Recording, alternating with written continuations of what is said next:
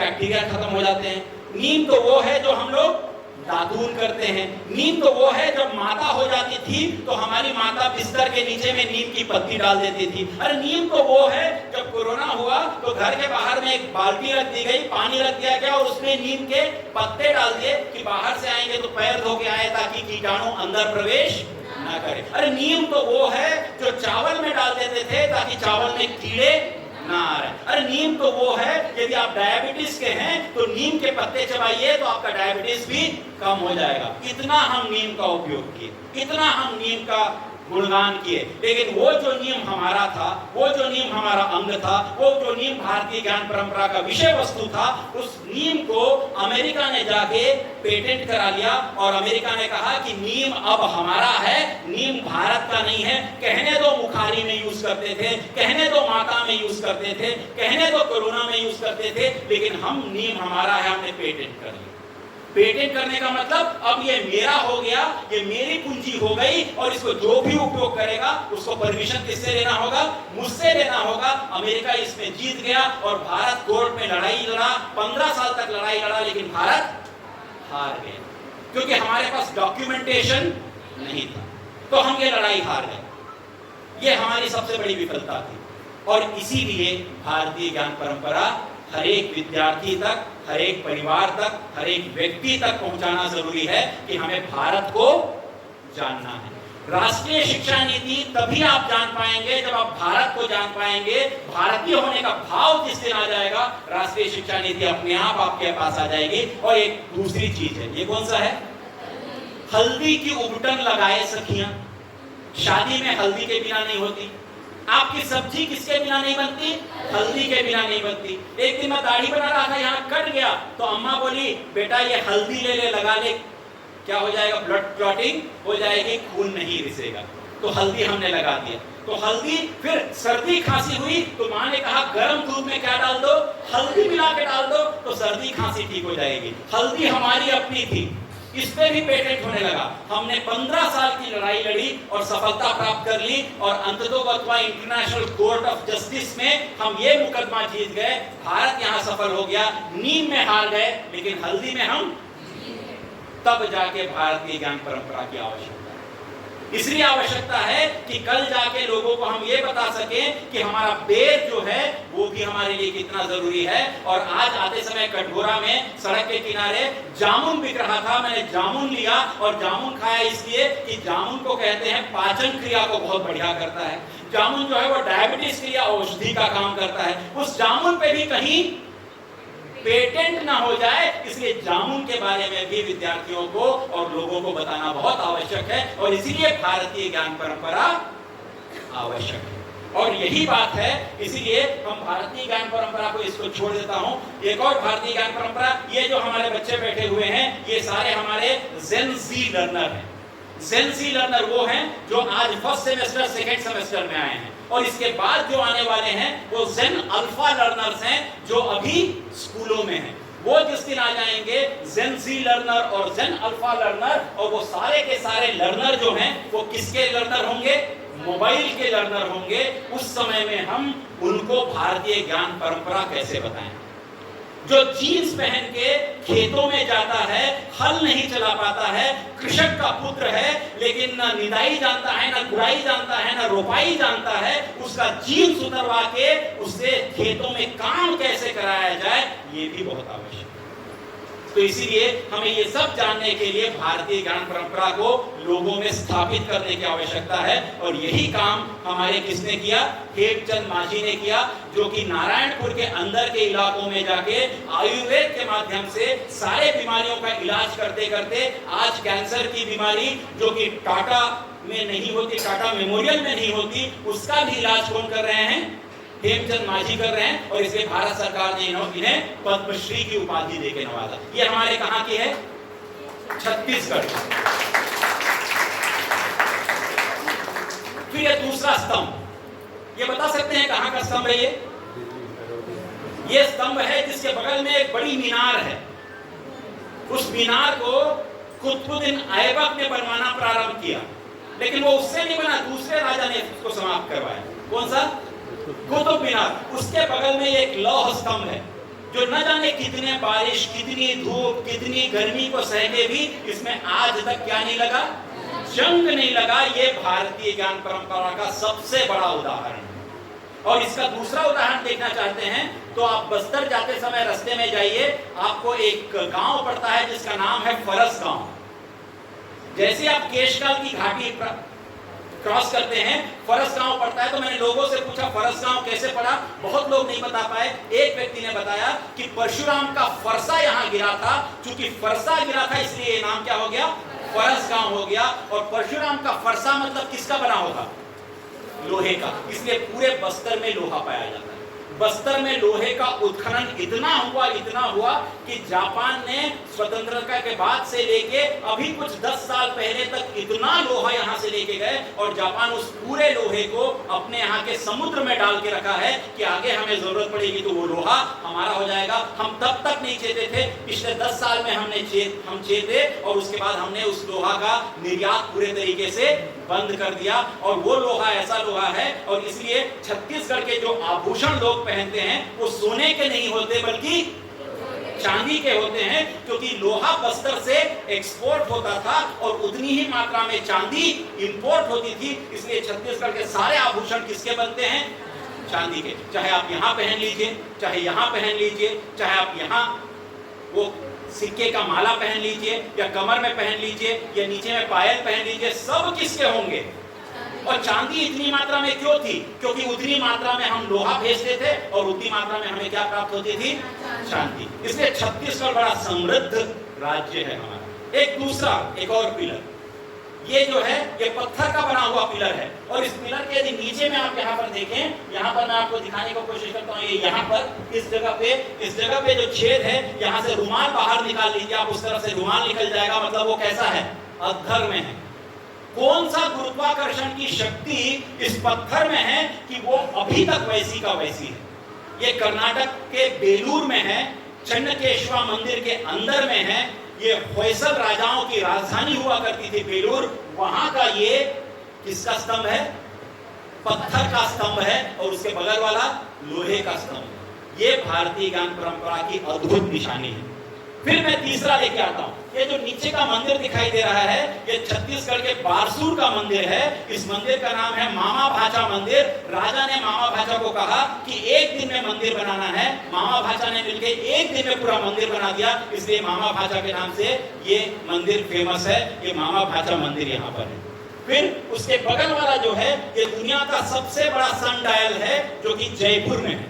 इससे बड़ा सूर्य का डायल या इसको देख के समय को बताना किसी के लिए असंभव नहीं था। वो भारतीय ज्ञान परंपरा है, जहां भारत की ज्ञान परंपरा में घड़ी नहीं थी, बल्कि हमने इस डायल के माध्यम से बता देते थे कि कब कौन सा समय हुआ है। और पुराने लोगों से पूछिए, ये आपका बाबू कब पैदा हुआ, वो समय अब्बड़ अकाल पड़े रही, तो उसको डेट टाइम कुछ याद नहीं है। फिर आप बैक में जाइए, अकाल कब पड़ा था, तो पता चलेगा अकाल जो है 1942 में पड़ा था, जुलाई के महीने में पड़ा था। तो उससे हम टाइम को याद करते हैं, हमारी भारतीय ज्ञान परंपरा वो। फिर हमारी भारतीय ज्ञान परंपरा एक और है, ये कहाँ का है बता सकते हैं, ये रामगढ़ का है, जो कि उदयपुर के पास स्थित है। और ये वो रामगढ़ है जहां से उज्जैन से कालिदास निर्वासित होकर आता है, और यहाँ पर बैठकर वो मेघदूतम की रचना करता है, मेघों को अपना दूत बनाता है और अपनी प्रेयसी को संदेश भेजता है। बिल्कुल वैसा ही जैसे भाग्यश्री और सलमान खान की एक फिल्म में था, कबूतर जा जा जा, और यहाँ मेघ जा जा जा, वही मेघदूत। तो उसने दूत किसको बनाया, मेघों को बनाया, मेघदूत की रचना की। और इसके अंदर में जो गुफा दिखाई दे रही है, वहां पर मंचन करने वाले कलाकार तैयार होते थे। और ये जो स्टेज दिखाई दे रहा है, वो दुनिया का सबसे बड़ा खुला नाट्य मंच है। कहाँ का, दुनिया का सबसे बड़ा खुला नाट्य मंच यदि कहीं है तो वो छत्तीसगढ़ में उदयपुर के पास कहां पर है, रामगढ़ में है। और ये कालिदास की कर्म भूमि है। और वही कालिदास जिसने मृच्छकटिकम की रचना की, वही कालिदास जिसने अभिज्ञान शाकुंतलम की रचना की, वही कालिदास जिसने मेघदूतम की रचना की। हम इतना ज्यादा कालिदास को स्नातकोत्तर कक्षाओं में पढ़ाते हैं, लेकिन कोई भी महाविद्यालय के किसी भी हिंदी के प्राध्यापक ने अपने विद्यार्थियों को ले जाके इस जगह में, जो कि दुनिया का सबसे बड़ा खुला नाट्य मंच है, कालिदास के नाटकों के किसी एक अंश का मंचन भी नहीं किया। हम कहते हैं कि शेक्सपियर एक बहुत बड़ा नाटककार था, और शेक्सपियर को हम जानते हैं और हम कहते हैं Kalidas is the Shakespeare of India. हमको अंग्रेजों ने ऐसे ही पढ़ाया कि आपका कालिदास जो है वो शेक्सपियर ऑफ इंडिया है, जबकि कालिदास शेक्सपियर के कितने साल पहले पैदा हुआ था। अब हमको विद्यार्थियों को बताने की जरूरत है कि कालिदास शेक्सपियर ऑफ इंडिया नहीं है, बल्कि Shakespeare is the Kalidas of western world. ये हमें प्रतिस्थापित करना है, और इसीलिए भारतीय ज्ञान परंपरा की आवश्यकता है। हमें यह समझना है कि शेक्सपियर महान नहीं है, शेक्सपियर तो बाद में आया, उससे भी पहले महान तो हमारे यहां पैदा हुआ, जिसका नाम क्या है? कालिदास, जो कि उस शाखा में बैठ के उसी शाखा को काट रहा था। वो कालिदास रचनाएं कैसी कैसी किया है, वो हमारा कालिदास है। वो हमारा अतीत है, तो हमारा भविष्य और वर्तमान भी वैसा ही होना चाहिए। इसीलिए हमें किसकी आवश्यकता है? भारतीय ज्ञान परंपरा की आवश्यकता।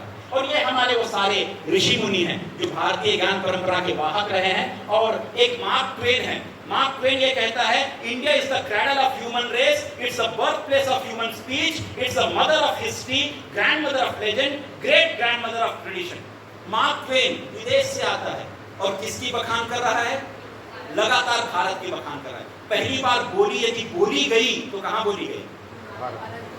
आपको वोट डालने का अधिकार सबसे पहले भारत में मिला, अमेरिका में तो बहुत बाद में मिला था।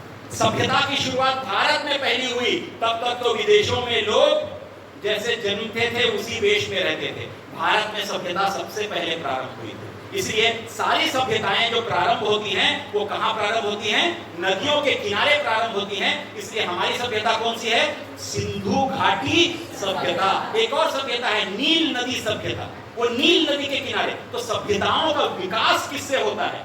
नदियों से होता है। और कुछ समय ऐसा भी आएगा जहां नदियां पूरी तरीके से समाप्त हो जाएंगी। हम सारे मनुष्य उन नदियों को काट के उसके ऊपर अपना घर बना देंगे। आगे चलकर केवल फोटो में दिखा पाएंगे आने वाले बच्चों को कि ये क्या थी? नदी थी, केला दरिया कथे, ये तालाब था। सब खत्म हो जाएंगे। इसीलिए हमें लोगों को बताने की जरूरत है कि भारतीय ज्ञान परंपरा क्या है। फिर आते हैं एक रोमा रोलांड, जिसको छोड़ता हूं मैं। फिर आते हैं ग्रैंड डफ। ग्रैंड डफ ने यह कहा कि जितने भी एडवांसेस आपको साइंस में यूरोप में या वेस्टर्न कंट्रीज में दिखाई देती हैं, वो सारे के सारे एडवांसेस यदि पहले कहीं हुए तो वो कहां हुए? भारत में। तो वैज्ञानिक सोच कहां पहले पैदा हुई? भारत में पैदा हुई। उसके बाद हेजनबर्ग ने यह कहा कि जितनी भी फिलॉसफी, जब मैंने भारतीय फिलॉसफी को पढ़ा तब मुझे समझ में आया कि क्वांटम फिजिक्स क्या होता है। तो क्वांटम फिजिक्स को समझने के लिए भी किसको पढ़ने की जरूरत है? भारतीय फिलॉसफी या दर्शन शास्त्र को पढ़ने की जरूरत है। और इसके बाद एक खलीफा आया। खलीफा ने यह कहा कि the land where books were written, जहां पहली बार पुस्तकें लिखी गई, जहां पर विजडम पहली बार आया, जहां पर लोगों ने बोलना प्रारंभ किया, वो देश कौन सा है? भारत। इसके बाद एक और आया जिसका नाम क्या है? श्रोडिंगर। और केमिस्ट्री वाले जानते हैं श्रोडिंगर का एक इक्वेशन होता है। वो श्रोडिंगर ने कहा कि मेरे बेडरूम में बगल वाली टेबल पे गीता और उपनिषद रखे थे, उनसे आने वाले ध्वनियों ने श्रोडिंगर का इक्वेशन बनाया, इसमें मेरी कोई भूमिका नहीं है। तो पूरा का पूरा श्रेय किसको जाता है? किसको? भारत को जाता है। इसके बाद एक और व्यक्ति आया, इसका नाम क्या है? आइंस्टीन। इसने E=mc² खोजा। इसने ये कहा कि यदि भारत में शून्य का आविष्कार नहीं हुआ होता तो आइंस्टीन E=mc² खोज नहीं पाता। तो पूरा का पूरा क्रेडिट किसको जाता है? और हम किसको ज्यादा मानते हैं? आइंस्टीन को ज्यादा मानते हैं, लेकिन आर्यभट्ट को ज्यादा मान नहीं पाते, जिसने किसकी खोज की थी? शून्य की खोज की थी। और अब एक और व्यक्ति आया, इतने सारे विदुषियों के बाद एक व्यक्ति जिसका नाम विवेकानंद है। उस विवेकानंद ने कहा मुझे मुट्ठी भर के लोग दे दीजिए, मैं पूरी दुनिया की तकदीर और तस्वीर बदल देता हूं। तो मुट्ठी बनती कितने में से है? 5। और मैंने आपको कोष कितने बताए थे? 5। और हमारा शरीर कितने तत्वों से बनता है? कितने तत्वों में विलीन होता है? तो सब कुछ किसमें है? जब बच्चा पैदा होता है और इस दुनिया में आता है तो बच्चा मुट्ठी बांध कर आता है, क्योंकि ऊपर वाला ईश्वर या खुदा जो है उसको कुछ देता है कि तू ले जा, जिस धरती में जा रहा है वहां के लिए मैं तुझे गठरी बांध के कुछ दे रहा हूं। और इसलिए सिकंदर महान पूरी दुनिया में विजय प्राप्त करने के बाद भी जब उसकी मृत्यु होने वाली थी तो उसने कहा था, मुझे जब ताबूत में रखोगे तो मेरे दोनों हाथ बाहर रख देना खुले हुए, ताकि लोगों को यह पता चले कि सिकंदर महान भी जब इस दुनिया से विदा हुआ तो वो भी खाली हाथ गए। तो हम जाते खाली हाथ हैं लेकिन आते मुट्ठी भर के हैं। तो ये मुट्ठी भर में हमारा पूरा का पूरा है। और इसीलिए धीरूभाई अंबानी को भी पता था और इसलिए उसने कहा कर लो दुनिया, तभी मोबाइल आ गया। तो इस तरीके से और आगे बढ़ते हैं।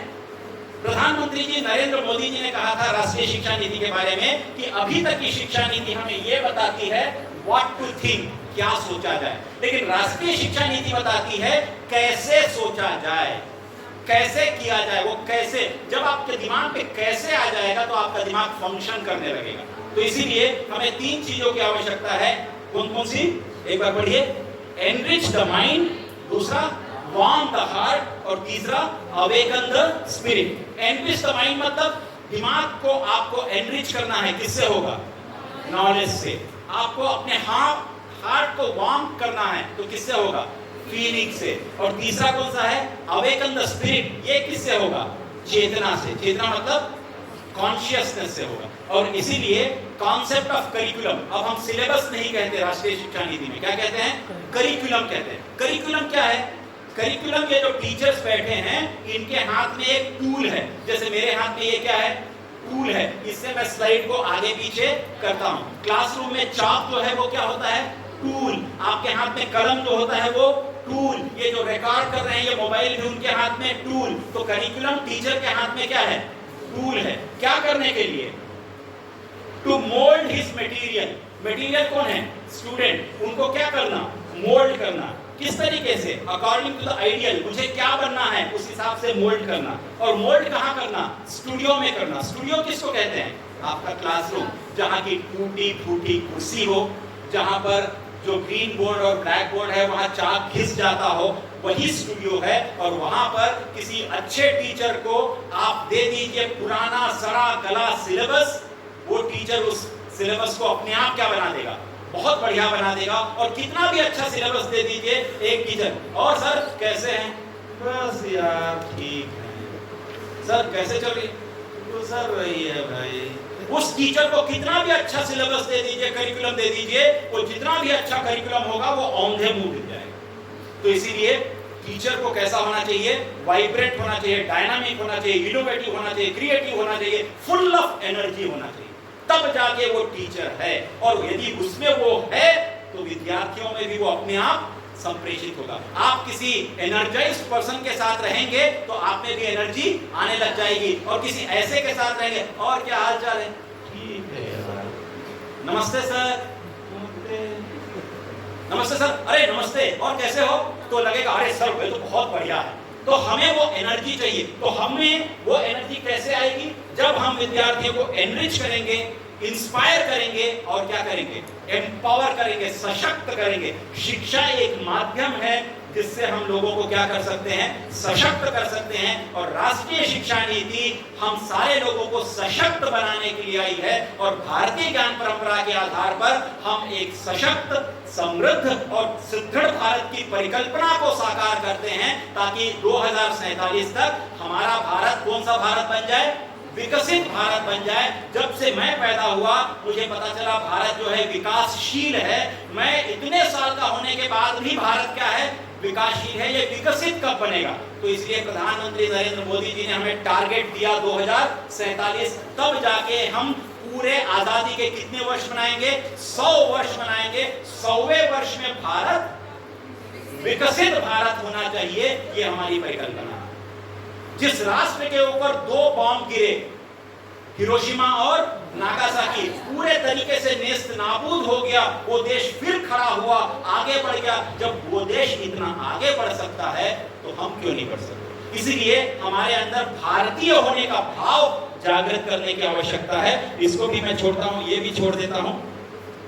हाँ, इसीलिए हमें क्या बनना है? लर्नर बनना है। क्या बनना है? लर्नर। लर्नर में से एल हटा दीजिए, क्या बचा? अर्नर। लर्न में से एल हटा दीजिए, क्या बचा? अर्न। अर्न मतलब कमाना। कमाएंगे कब?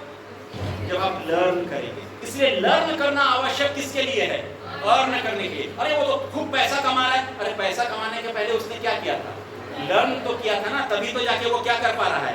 अर्न कर पा रहा है। तो हमें लर्न करने की आवश्यकता है। किसकी? अर्न करने के लिए। आपकी जो मैडम है, प्रिंसिपल मैडम, वो कौन सा विषय पढ़ाती हैं? इकोनॉमिक्स। इकोनॉमिक्स मतलब अर्थशास्त्र। अर्थशास्त्र का एक बहुत बड़ा वैज्ञानिक हुआ जो भारत में अर्थशास्त्र लिखा था, कौटिल्य।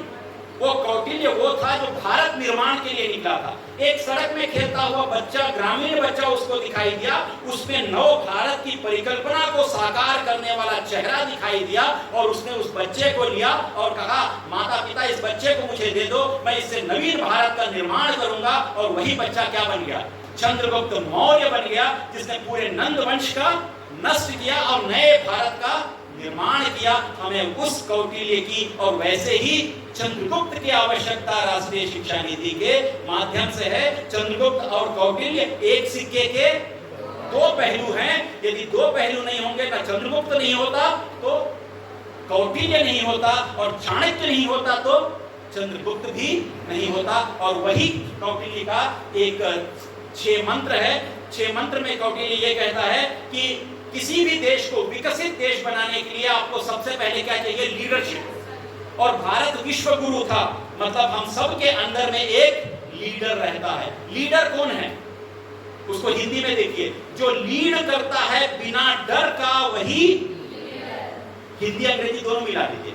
जो लीड करता है, लीड मतलब आगे बढ़ता है, किसके बिना? बिना डर के जो लीड करता है वही लीडर है। तो भारत को विश्व गुरु बनाने के लिए हम सभी को क्या बनना पड़ेगा? लीडर। लीडर वो है जो अपने साथ लोगों को लेके चलता है। लीडर वो नहीं है जो खुद आगे बढ़ जाता है और लोगों को पीछे छोड़ देता है। हमें वैसे लीडर की जरूरत है। दूसरा कहता है डिप्लोमेसी चाहिए, कूटनीति चाहिए। आज 120 से 130 देश भारत की ओर देखते हैं, क्योंकि उनके लिए क्या, भारत क्या है? रोल मॉडल है। तो हमारे यहाँ उतनी बढ़िया कूटनीति है। और अभी हमने पाकिस्तान पे जो उसको हराया, तो उसमें हमारी पूरी की पूरी कूटनीति थी। सारे के सारे अरब देश, सारे के सारे वेस्टर्न कंट्रीज साथ में किसके खड़े थे? भारत के। और अंततः पाकिस्तान को ये बात समझ में आई कि मुट्ठी भर के देश भी मेरे साथ नहीं है, तो बेहतर है सफेद झंडा दिखा दिया जाए। किस बात का? शांति का। हम नहीं चाहते। अब ये हमारी कूटनीति है। तीसरा है मिलिट्री। हमारी जो सेना है वो दुनिया की बेहतरीन 3 सेनाओं में से एक है। तो वो हमारा भारत है, जो कि अगला भारत, भविष्य का भारत, सुदृढ़ भारत, समृद्ध भारत, सशक्त भारत की परिकल्पना को साकार करता है। फिर आगे जाके हम चलते हैं, भारत में अर्थव्यवस्था बहुत अच्छी होनी चाहिए। तो भारत जो है अब तीसरा दुनिया का सबसे बड़ा क्या बनने वाला है? अर्थव्यवस्था बनने वाला है। और जापान को भी पीछे छोड़ने वाला है। वो भारत है अब आगे चलकर। फिर इंफ्रास्ट्रक्चर, अधोसंरचना, ये वो भारत है जहां करीब 30 किलोमीटर की रोड एक दिन में बनती है, 12 किलोमीटर की रेल लाइन बिछती है, इतने लोकोमोटिव हैं और इतने सारी चीजें हम एक दिन में कर पा रहे हैं। एक साल में हमने 12 एयरपोर्ट तैयार कर दिए। तो हमारी अधोसंरचना वैसी ही बढ़ती चली जा रही है। वो हमारा भारत है। और अंत में यदि शिक्षा के माध्यम से लेंगे तो शिक्षा में जितना यूएसए का पॉपुलेशन है, मतलब अमेरिका की जितनी जनसंख्या है, उतने तो हमारे यहाँ विद्यार्थी हैं जो शिक्षा ग्रहण करते हैं। तो हम हर सबसे आगे हैं। और 22 अरब देश मिलकर एक भाषा बोलते हैं। और हमारे भारत में संविधान की अनुसूची के अंतर्गत 22 भाषाएं हमारे यहाँ। तो भारत वो भारत।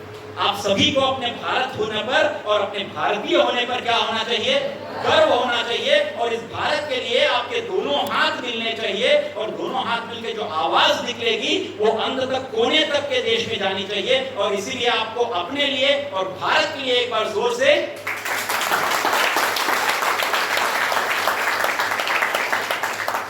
तीसरी आवश्यकता है कि हम उस गुरुकुल की परंपरा, जिसको हम गुरुकुलम कहते हैं, उसको किसमें लेकर आ जाएं?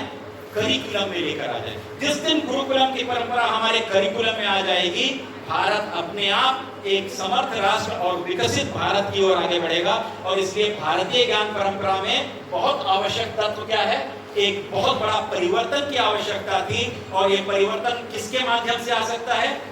राष्ट्रीय शिक्षा नीति के माध्यम से आ सकता है, शिक्षा के माध्यम से आ सकता है। इसलिए भारत में हमने राष्ट्रीय शिक्षा नीति प्रारंभ की और भारतीय ज्ञान परंपरा को उसके अंदर समाहित करने का प्रयास किया। हम भारतीय ज्ञान परंपरा को एक अलग विषय के रूप में नहीं लेके जा रहे हैं, बल्कि इनका विषय कौन सा है? इनका विषय वाणिज्य, उसमें भारतीय ज्ञान परंपरा हो। इनका विषय कौन सा है? अर्थशास्त्र, उसमें भारतीय ज्ञान परंपरा हो। आपका विषय कौन सा है? राजनीति, इसमें भारतीय ज्ञान परंपरा हो। मेरा विषय अंग्रेजी, उसमें भारतीय ज्ञान परंपरा हो।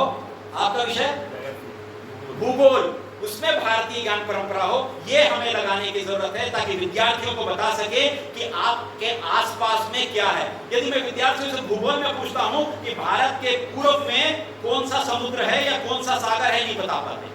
भारत के पश्चिम में कौन सा सागर है, नहीं बता पाते। मैंने एक प्रश्न किया था, भारत के उत्तर में कौन सा समुद्र है? वो तो चारों खाने चित हो गया। उत्तर में समुद्र, बहुत देर तक सोचता है, उसको समझ में नहीं आया समुद्र का। वो तो बोलना ये था कि भारत के उत्तर में तो कोई समुद्र नहीं है, बल्कि हिमालय है जो हमारी रक्षा करता है। तो हमें अपने ही भारत का भूगोल नहीं मालूम है, लेकिन अमेरिका के बगल का देश कौन सा है ये हमें पता होता है। हमें वो भारत बनाने की आवश्यकता है। इसलिए भारतीय ज्ञान परंपरा की आवश्यकता है। और इसीलिए मैं शुरुआत भी भगवत गीता से किया था, अंत भी भगवत गीता से करता हूं। यदा यदा हि धर्मस्य ग्लानिर्भवति भारत अभ्युत्थानम् अधर्मस्य तदात्मानं सृजाम्यहम् परित्राणाय साधूनां विनाशाय च दुष्कृतां धर्म संस्थापनार्थाय संभवामि युगे युगे। श्री कृष्ण ने कहा था, जब जब धर्म की रक्षा करनी होगी, तब तब मैं इस पृथ्वी पर जन्म लूंगा। और वही कृष्ण जो है वो राष्ट्रीय शिक्षा नीति के माध्यम से इस भारत में जन्म लिया है, ताकि भारत को एक विकसित भारत हम बना सके। आप सब ने मुझे इतने देर तक इतने ध्यान से सुना, और कुछ लोग निकल भी गए, कुछ लोग अटक भी गए, कुछ लोग रह भी। पूरे तरीके से परिवर्तित हो गया। जब परिवर्तित कलेवर हुआ तो जो अपने बच्चों को दूसरे प्राइवेट स्कूल में भेजते थे, वो वहां से एडमिशन कैंसिल करा के कहां आ गए? गवर्नमेंट स्कूल में अपने बच्चों को भेजने लगे। तो हमें अपने विद्यालय महाविद्यालय के स्तर को ऊंचा लेकर जाना है, और ये केवल कौन कर सकता है? हम कर सकते हैं, बीइंग अ टीचर। और इसीलिए नेल्सन मंडेला यूनिवर्सिटी के सामने क्या लिखा है? यदि आप शिक्षा की गुणवत्ता को कमजोर कर दिए तो वो देश अपने आप समाप्त हो जाएगा, हम समाप्त हो जाएंगे। इसलिए शिक्षा की गुणवत्ता को ऊंचा उठाने की जिम्मेवारी किसकी है? हम सबकी है। जिस दिन मैं पढ़ाने लगूंगा और मेरे सामने बैठे हुए बच्चे में मुझे मेरी अपनी बेटी या बेटा दिखाई देगा, तो कभी भी क्वालिटी ऑफ एजुकेशन नीचे नहीं होगा। जिस दिन मेरे को ये लड़की मेरी लड़की नहीं दूसरे की लड़की दिखाई देगी, अपने आप एजुकेशन नीचे चला जाएगा। क्योंकि हम अपने बच्चों के लिए बहुत अच्छा करना चाहते हैं, लेकिन ये बच्चे मेरे नहीं हैं, इसलिए मेरा स्तर अपने आप गिर जाता है। जिस दिन वो मन स्थिति आपकी आ जाएगी, जिस दिन आपका वो माइंडसेट चेंज हो जाएगा, भारत नए कलेवर में आएगा।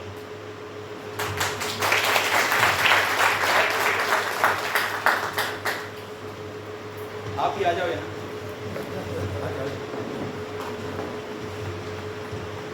ये तो ऐसा लग रहा है 60 साल के बूढ़े या 60 साल का जवान जल्दी आना चाहिए।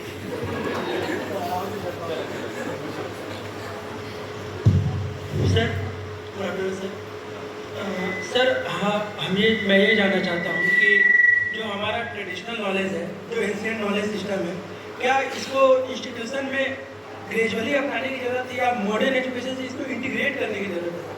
क्या ज़्यादा ज़रूरत है सर कि इसको पूरी तरीके से अपना लिया जाए? तो हमारे पास तो रिसोर्स कम है सर। और सर एक क्वेश्चन और है सर, इसमें ऐड करना चाहता हूँ कि जितने भी सर हम रिसर्च ओरिएंटेड बन रहे हैं, तो जितने भी आपको शोध प्रकाशन है, रिसर्च पेपर है सर, सब कहीं ना कहीं विदेशी भाषा में ज़्यादा उपलब्ध है, ज़्यादा आसानी से।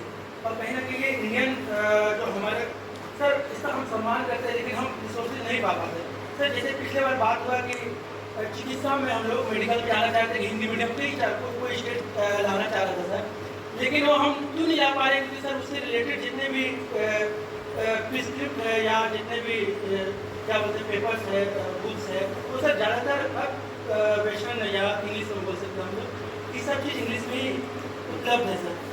तो कैसे हम इसको करें या कैसे हम इनकी एक बात थी कि विदेशी भाषा हमारे ऊपर हावी है, ठीक? वो हावी रहेगी, आप उसको हटा नहीं सकते। वो आपके लिए एक अस्त्र भी है, आपके लिए एक कॉम्प्लीमेंट भी है कि आप हिंदी के अलावा एक और जो विदेशी भाषा जानते हैं वो आपकी कौन सी है? अंग्रेजी है। लेकिन अंग्रेजी जानने का ये कदापि तात्पर्य नहीं है कि आप हिंदी को भूल जाए या अंग्रेजी के प्रभुत्व को आगे बढ़ाएं। मेरा ये कहना है कि भारतीय ज्ञान परंपरा को पूरे तरीके से नहीं बल्कि हमारे द्वारा पढ़ाए जाने वाले विषयों में इसको इंटीग्रेट करने की जरूरत है, समायोजित करने की जरूरत है। और विश्वविद्यालय अनुदान आयोग भी कहता है कि आपका पूरा करिकुलम में आगे चलकर आने वाले सालों में भविष्य में 40% तक की विषय वस्तु भारतीय ज्ञान परंपरा पर आधारित होनी चाहिए। इसका यह मतलब नहीं है कि केवल भारत को ही पढ़ें या भारतीय ज्ञान परंपरा को ही पढ़ें। यदि आप नॉलेज की बात करते हैं, विजडम की बात करते हैं, एजुकेशन की बात करते हैं, वो दूसरी भाषाओं में भी उपलब्ध है। लेकिन हम आज के इस युग में जिसको आप आर्टिफिशियल इंटेलिजेंस कहते हैं, उस आर्टिफिशियल इंटेलिजेंस में भी भारतीय ज्ञान परंपरा का उपयोग करके उस आर्टिफिशियल इंटेलिजेंस को कैसे आगे बढ़ाएं, तो इंटीग्रेशन करने की जरूरत है। मतलब यह हुआ कि भारतीय ज्ञान परंपरा को हमारे करिकुलम में हम किस तरीके से कोलैबोरेट करें, कोऑर्डिनेट करें और कोऑपरेट करें ताकि भारतीय ज्ञान परंपरा दूसरे देशों तक चली जाए। इनका दूसरा प्रश्न था, बहुत सारे शोध के जितने भी आलेख उपलब्ध हैं वो सारे के सारे आलेख किसमें हैं? अंग्रेजी में हैं। और हमें उसको अब वो धीरे धीरे ट्रांसलेशन मेथड प्रारंभ हुआ। ट्रांसलेशन मतलब अनुवाद बहुत सारी चीजों का नहीं हो पा रहा है, लेकिन फिर भी हमें जो भाषा आती है अंग्रेजी, उसका उपयोग करके, अपनी भाषा का उपयोग करके, यदि मुझे वो अंग्रेजी समझ में आ गई और मैं हिंदी का विद्यार्थी हूं, तो मुझे भी वो क्या करने की जरूरत है? ट्रांसलेशन करने की जरूरत है, ताकि मैं अपने विद्यार्थियों तक उन चीजों को हिंदी में भी बता सकूं। और ये नहीं कि हिंदी सर्वोत्कृष्ट है, अंग्रेजी कमजोर है, बल्कि ये कहना मुझे लाजमी होगा कि सब भाषाएं समान हैं और जो व्यक्ति जितनी भाषाएं जानता है उसका व्यक्तित्व का विकास उतना होता है। तो इसीलिए भाषाओं से नहीं बल्कि उन भाषाओं से बहुत सारी चीजों को हमें लाने की जरूरत है। हमें आर्टिफिशियल इंटेलिजेंस को भी लेना है और अपने नेचुरल इंटेलिजेंस को भी लेने की आवश्यकता है। बैठिए।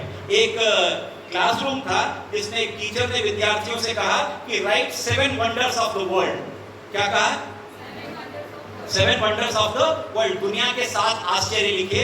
इन्होंने लिखा एफिल टावर, इन्होंने लिखा पीसा की मीनार, इन्होंने लिखा ताजमहल, इन्होंने लिखा हैंगिंग गार्डन ऑफ बेबीलोन, इन्होंने कुछ और लिखा। एक लड़की वो पीछे जो बैठी है कैमरे से फोटो ले रही है, वो भी लिख रही थी। तो ये मैडम गई और उसने हाथ ऐसे रख लिया। क्यों रखा?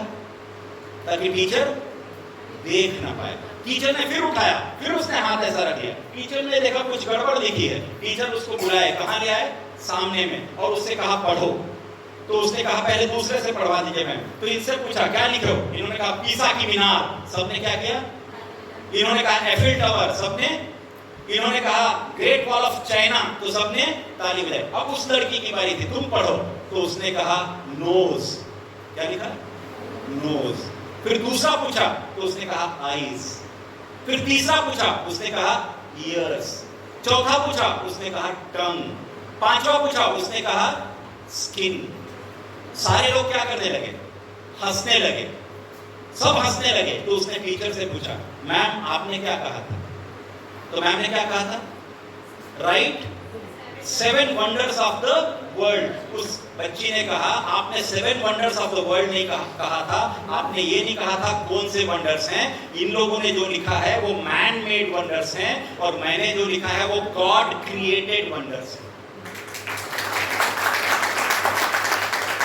हम आर्टिफिशियल इंटेलिजेंस की ओर बहुत बढ़ गए हैं, लेकिन अपने अंदर के कौन से इंटेलिजेंस को नहीं जान पा रहे हैं? Natural intelligence. तो आपके प्रश्न का जवाब ये है, आर्टिफिशियल इंटेलिजेंस के जमाने में हमें नेचुरल इंटेलिजेंस को पकड़ने की जरूरत है। और अपने शोध पे कहा, शोध पे मैं बताता हूं, हम सारे शोध करते हैं और शोध करने के बाद अपनी थीसिस जब ले जाते हैं तो यूनिवर्सिटी कहती है कि आपके थीसिस का क्या चेक करना है? प्लेजियरिज्म चेक करना है।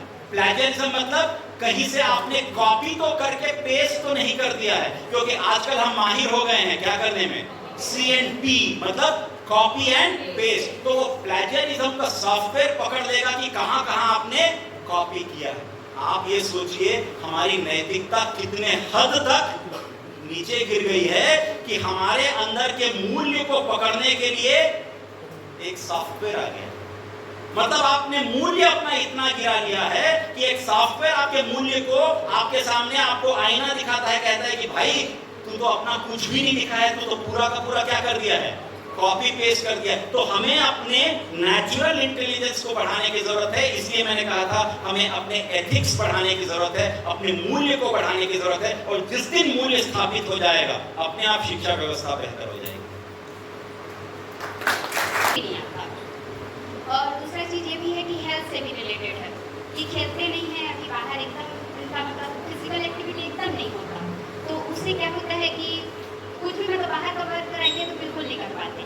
और कंपटीशन में जैसे डांसिंग, सिंगिंग और भी बहुत सारे होते हैं, तो उसमें एकदम फोर्स किया जाता, बेटा तो इसमें कर उसमें कर। तो सर मेरा पूछना है कि कहाँ तक सही है बच्चों को अभी से कॉम्पिटिशन के लिए तैयार करना। आपका नाम? सुप्रिया। सुप्रिया। आपके बच्चे? शादी एक है, 3 साल का। 3 साल का। बैठिए माता जी। प्रश्न बहुत बढ़िया था। मैंने इसलिए कहा था पढ़ा लिखा तो नारीला लड़का के, और ये कौन है, लड़का की महतारी। तो लड़का की महतारी का प्रश्न जो है लड़का को लेकर है, ठीक है। लड़का को लेकर प्रश्न है कि आजकल हमारे खेल खत्म हो गए। खेल खत्म होने का दुष्परिणाम क्या हुआ? हमारा मोटापा बढ़ता जा रहा है, पाचन क्रिया कम हो गई है। हम ये समझते हैं कि जो रियलिटी शो में दिखाता है वही जीवन है। और जितने भी सीरियल देखिए उसमें किचन में काम करने वाली महिला जो है वो बगैर लिपस्टिक के, बगैर आभूषण के, और वो साड़ी जिसमें एक भी कहीं पर भी क्या नहीं होता, हाँ, कहीं पर मुरकेटा हुआ साड़ी भी नहीं रहता। कौन सी ऐसी माता होगी जो किचन में जाते हुए ऐसे पसीना ना बहाती होगी, उनके किचन में एसी लगा रहता है। ये सब केवल और केवल क्या है, रियलिटी शो का सीरियल है। लेकिन हमें अपने बच्चों में यदि ये लाना है तो हमें अपने बच्चों को भी समय देना पड़ेगा, जो हम नहीं दे पा रहे। और बच्चे हमारे बिगड़ते केवल और केवल समय नहीं दे पाने का कारण है। पति भी काम में चला जाता है, माँ भी काम में चली जाती है, और बच्चे किसके सहारे हैं, नौकरानी आया के सहारे। तो वो अपने बच्चों को देखेगी या दूसरे के बच्चों को देखेगी। दूसरी बात, हम शाम को भी आते हैं तो हम एक दुनिया में रहते हैं जिस दुनिया का नाम है मोबाइल। उस दुनिया में रहते हैं, और जब बच्चा जोर से रोता है, 6 महीने का बच्चा ना क्यों ना हो, माँ उठाती है और इसको दे देते, गुड्डू ते धरेला। तो गुड्डू इसको धरता है और गुड्डू देख देख के मुस्कुराने लगता है, और माँ भी मुस्कुराने लगती है कि गुड्डू चुप, और माँ भी चुप। माँ अपना काम करती है, गुड्डू अपना काम करता है। तो हम उस बच्चे को पैदा होते ही साथ मोबाइल नामक एक फूड दे देते हैं। तो मोबाइल नामक फूड इतना घातक होता है कि उसके दुष्परिणाम आगे चल के दिखाई देते हैं। तो इसलिए मेरा आपसे निवेदन है कि आप अपने बच्चे के लिए समय निकालिए। जितना ज्यादा आप समय निकालेंगे और जितना ज्यादा आप बच्चे को टच करेंगे, क्या करेंगे, टच। टच मतलब हिंदी में स्पर्श। मैंने इनको क्या किया, टच। ये टच है मेरा। दूसरा टच होता है, मैं अपने बातों के माध्यम से भी आपको क्या कर सकता हूं, टच कर सकता हूं। और उस टच में से टी हटा दीजिए, क्या बचा, आउच। आउच कब कहते हैं, जब गिरते हैं, चोट लगती है तो क्या कहते हैं, आउच। और उस आउच में टी जोड़ दीजिए, टच। माँ पहली टीचर है, इसलिए भारतीय सभ्यता में हम कहते हैं मातृ देवो भवा। तो माँ हमारी पहली टीचर। भारतीय सभ्यता में दूसरा है पितृदेवो भवा, तो पिता हमारा दूसरा टीचर। भारतीय संस्कृति में तीसरा है गुरुदेवो भवा, तो ये गुरु हमारे टीचर। उस औच में टी लगा दो, वो टीचर माँ भी हो गई, वो टीचर पिता भी हो गए, वो टीचर एक गुरु भी हो गए। तो अब क्या हो गया, टच। हम बहुत दूर हो गए हैं, किसके टच से, माँ के टच से, और पिता के टच से और किसके टच से? गुरु और शिष्य के बीच में तो लंबी खाई हो गई। जब वो टच नहीं होगा तो बच्चा केवल और केवल क्या करेगा? आउच करता रह जाएगा। तो इसीलिए आवश्यक क्या है?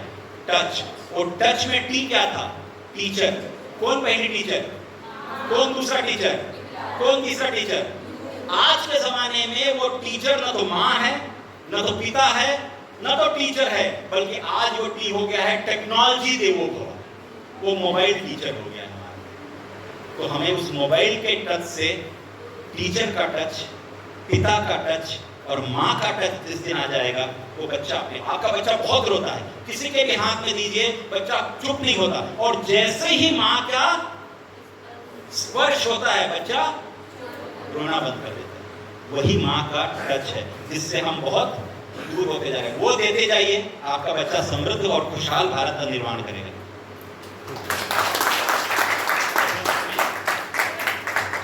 पार्टिसिपेंट्स में कुछ लोगों के माइक अनम्यूट है, किसी को कोई क्वेश्चन है क्या? एक सेकंड, कुछ लोगों का माइक अनम्यूट है, एक बार कंफर्मेशन ऑनलाइन में किसी का कोई क्वेश्चन है क्या? क्योंकि यहाँ से दिख रहा है कि बहुत लोगों के माइक अनम्यूट है।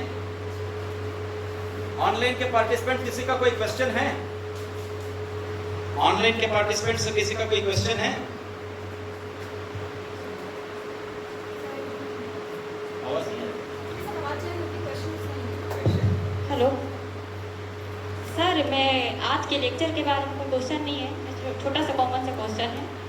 जैसे या कॉमर्स के बच्चे जो सब्जेक्ट रहता है सब में कॉमन रहता है, और जैसे बीए के बच्चे हैं और कॉमर्स के बच्चे हैं तो उनको साइंस भूत के बराबर रहता है। अब वो आ गए, उनको जीई में पढ़ना है, तो जीई का जो सब्जेक्ट है, मान लीजिए मेरा केमिस्ट्री है, मैं कॉमन बच्चे लोगों को साइंस में केमिस्ट्री पढ़ा रही हूँ, और जो बीए के बच्चे हैं और जो कॉमर्स के बच्चे हैं वो भी जीए केमिस्ट्री में ही, तो क्या सर उन लोग में थोड़ा सा डिफरेंस नहीं होना चाहिए सिलेबस में? क्योंकि बच्चे तो जो बीए वाले रहते हैं वो तो बिल्कुल भूत है साइंस उनके लिए, और जो केमिस्ट्री है जो साइंस वाले पढ़ रहे हैं उनका बिल्कुल सिलेबस सेम, और जी वालों का भी सिलेबस चेंज, तो क्या अंतर नहीं होना चाहिए क्या सर? अब 7 घंटे 8 घंटे की हमको क्लास लेनी है, उन बच्चों का आईक्यू लेवल जो होता है बीए वालों का थोड़ा कम, साइंस वालों को थोड़ा ज़्यादा। तो सर जैसे नहीं सर, कुछ बच्चे होते हैं, तो सर कुछ अंतर होना चाहिए, जैसे हम बिल्कुल एकदम जीरो से उनको सिखाएं बच्चों को। जी सर, ये थोड़ा सा मेरे को बताइए आप। मैं बुद्धिमत्ता में कभी कोई अंतर नहीं कहता। मैं आर्ट्स का विद्यार्थी हूं, मैं आर्ट्स को साइंटिफिक वे में पढ़ता हूं, ठीक। मैं साइंस का विद्यार्थी हूं, मैं साइंस को आर्टिस्टिक वे में पढ़ता हूं, ठीक है, समझ गए?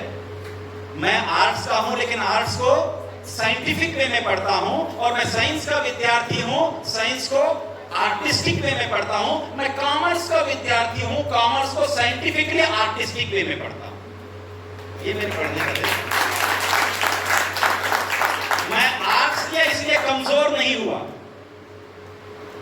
मैं कमजोर इसलिए हुआ क्योंकि कमजोर खुद कहता है, उल्टा पढ़िए, मैंने जोर कम लगाया इसलिए मैं कमजोर हुआ। मैं जोर ज्यादा लगाया होता तो मैं कभी कमजोर नहीं होता। हम कहते हैं हम हिंदी अंग्रेजी में कमजोर हैं क्योंकि हमने जोर कम लगाया, इसलिए कमजोर।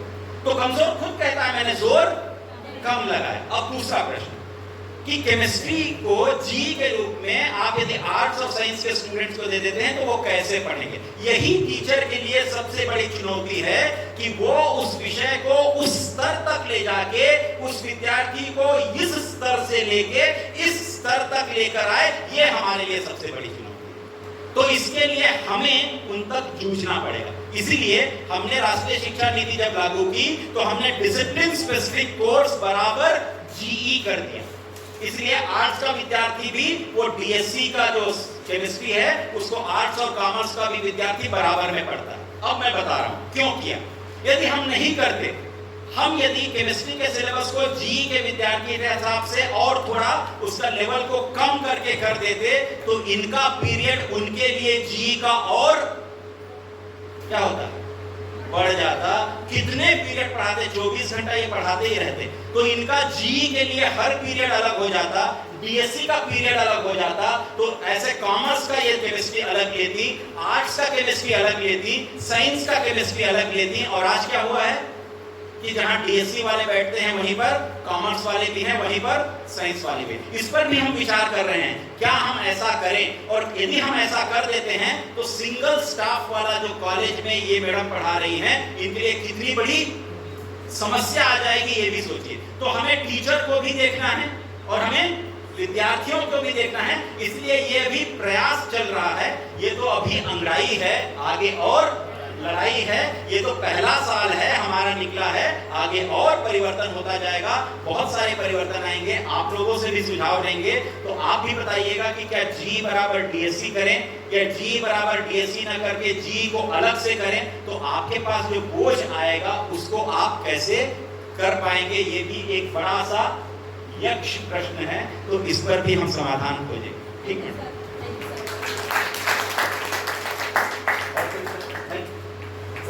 विकास कार्यक्रम, और आज 7वां दिन हम अंतिम पड़ाव की ओर, अंतिम छोर की ओर पहुंच चुके हैं। आज के इस अंतिम चरण में हमारे मुख्य अतिथि हैं professor G A. Ghanshyam sir, joint director department of higher education Raipur, और मंचासीन हैं जोशीराम कंवर सर, प्राचार्य शासकीय रामानुज प्रताप सिंहदेव स्नातकोत्तर महाविद्यालय बैकुंठपुर, और मंच पर आसीन हैं उषा मैम। यहाँ सभागार में उपस्थित विभिन्न महाविद्यालयों से आए हुए प्राध्यापकगण और हमारे महाविद्यालय के प्राध्यापक वृंद, यहाँ उपस्थित समस्त छात्राओं और ऑनलाइन माध्यम से जुड़े हुए हमारे विविध विद्वान साथियों और आदरणीय सम्माननीय प्राध्यापकगण, शोधार्थियों, सभी का मैं हार्दिक स्वागत और अभिनंदन करती हूँ इस कार्यक्रम में। और चूँकि हमारे पास समय कम है, मैं इसके बाद कुछ बोलना चाहूँगी, लेकिन अभी मैं ज़्यादा नहीं बोलूँगी। सबसे पहले मैं आप सभी का एक बार इस हाइब्रिड मोड में जो हमारा एफडीपी प्रोग्राम हो रहा है उसके लास्ट दिवस में, और जो मुख्य अतिथि के रूप में हमारे बीच उपस्थित हैं प्रोफेसर जी.ए. घनश्याम सर, उनका मैं महाविद्यालय परिवार की ओर से हार्दिक स्वागत और अभिनंदन करती हूँ। और मैं अभी बस इतना ही कहना चाहूँगी। धन्यवाद। Thank you. एक बात हमेशा ध्यान में ये आती है कि भारत और भारतीय ज्ञान परंपरा क्यों, हमारे समाज को एक प्रकार से एक नए परिवेश में ढालने के लिए इस ज्ञान परंपरा की आवश्यकता है। इसके लिए जो है हमारे शिक्षक बंधु, हमारे विद्यार्थी, इन सभी को जो है अलग जगाना है। इस दीपक को जो है पूरे विस्तार से आगे बढ़ाना है, तभी ये भारत 2047 की जो सोच है उस दिशा में आगे बढ़ सकते हैं। जैसे मैं समाज शास्त्र का विद्यार्थी हूँ, तो समाज को पहले देखता हूँ कि आखिर समाज कैसे होना चाहिए। समाज को एक नए परिवेश में देखने के लिए हम पुराने समाज को सोचते हैं कि आज से हजारों साल पहले समाज की व्यवस्था, समाज का जो स्वरूप था वो किस प्रकार से था। तो उन सब के पीछे क्या था? ज्ञान परंपरा। तो उस आधार पर ये सारे चीजें जो आज परिस्थितिगत जो है बदल गई हैं, उसको एक नई परिवेश में नई ढंग से तैयार करने के लिए, हमें एक विश्व गुरु बनने के लिए हम सब की सोच जो है, आज की जो हमारे जो पुराने ऋषि मुनियों को जो ज्ञान परंपरा है, उनको जो है सोच कर, शोध कर और उसको समझ कर आगे बढ़ाने की ज़रूरत है। और मैं ज़्यादा और कुछ नहीं बोलूँगा। आज ये जो बैठक है, आज के जो आयोजन है, ये बहुत बड़े सागर्भित रहा है और इसके लिए मैं उसका आज अंतिम दिवस है। और यहाँ पे आज अंतिम दिवस में मंचस्थ हमारे आज के मुख्य अतिथि, उनके साथ मैम उषा मैम एवं हमारे कंवर सर, शासकीय रामानुज प्रताप महाविद्यालय बैकुंठपुर के प्राचार्य, पटना कॉलेज के प्राचार्य राजवाड़े सर, सोनत कॉलेज के प्राचार्य आदरणीय मिश्रा सर, उपस्थित यहाँ पे आदरणीय देवेस्कर सर, आदरणीय गौरव मिश्रा सर, आदरणीय शुक्ला सर, आदरणीय पांडे सर, हमारे महाविद्यालय के सभी साथी प्राध्यापकगण, हमारे प्यारे बच्चे, ऑनलाइन ऑफलाइन मोड पे जुड़े हुए सभी सम्माननीय विद्वान प्राध्यापकगण, विदुषी प्राध्यापकगण और वंदन करती हूँ, क्योंकि आपने इस 7 दिवसीय हमारा कार्यक्रम जिसका टॉपिक है भारतीय ज्ञान परंपरा का पाठ्यक्रम में समावेश, जो कि एनईपी के माध्यम से आज हम संचालित कर रहे हैं और विभिन्न विद्वानों ने हमें इस भारतीय ज्ञान परंपरा को किस तरह से हम अपने ज्ञान में पुनः हम शामिल कर सकते हैं या क्यों आवश्यक है, इसके बारे में अलग अलग शीर्षकों को लेकर के हमें बताया है। निश्चित ही आप सभी के लिए यह बहुत ही लाभदायी रहा होगा। मैं उम्मीद ही नहीं पूर्ण विश्वास के साथ कहती हूँ कि हमारा जो एनईपी 2020 लागू है, इसमें विविध प्रकार के जो पाठ्यक्रम संचालित हो रहे हैं, ये हमारे भारतीय ज्ञान परंपरा का अनुसरण कर रहा है।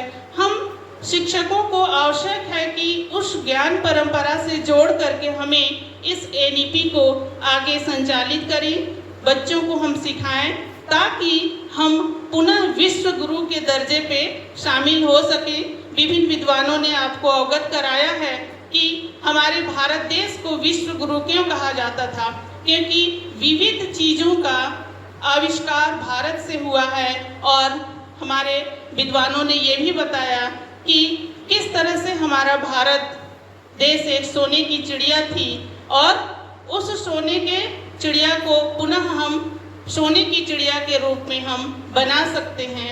ऐसा उन्होंने इस भारतीय ज्ञान परंपरा के बारे में बताया है। तो मैं सभी को इस मंच से महाविद्यालय परिवार की ओर से एक बार हृदय से वंदन करती हूँ, अभिनंदन करती हूँ और धन्यवाद ज्ञापित करती हूँ कि सभी लोगों ने बहुत ही धैर्यपूर्वक इस एफडीपी कार्यक्रम को सुना है।